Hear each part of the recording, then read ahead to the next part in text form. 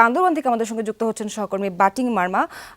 Budding, জেলার সার্বিক পরিস্থিতি এখন এই মুহূর্তে কেমন দেখছেন? কেন্দ্রগুলোতে কি নির্বাচনী সরঞ্জাম পৌঁছে গেছে কিনা, এখনো প্রস্তুতি কেমন চলছে, সেটাও আমাদেরকে জানাবেন।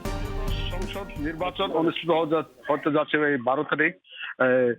বান্দরবান হচ্ছে একটি পার্বত্য এলাকা। খুব পার্বত্য এলাকায় যে নির্বাচনটা হবে খুব শান্তিপূর্ণভাবে নির্বাচন অনুষ্ঠানে রিটার্নিং অফিসার এবং জেলা প্রশাসনের তরফ থেকে খুব সুন্দরভাবে আপনার সাজিয়ে রেখেছেন। ক্লিংকার বেশি থাকলে সিমেন্ট বেশি খাঁটি। আনোয়ার সিমেন্ট।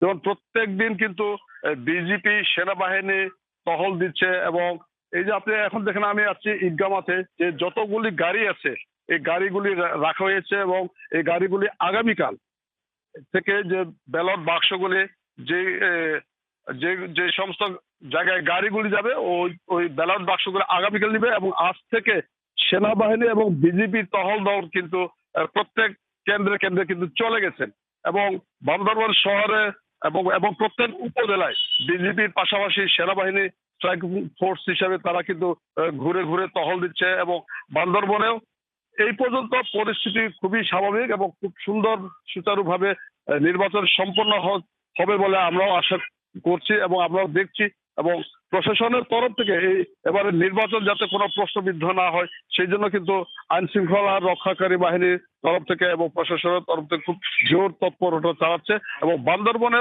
বলতে গেলে আপনার এই যে 7টি উপজেলা এবং 2টি পৌরসভায় 3,10,000। বাটিং মার্মা, আপনি বিস্তারিত জানাচ্ছিলেন পাহাড়ি এলাকা থেকে হেলিকপ্টার যোগে সরঞ্জামগুলো পৌঁছে যাচ্ছে দুর্গম এলাকায়। ধন্যবাদ আপনাকে।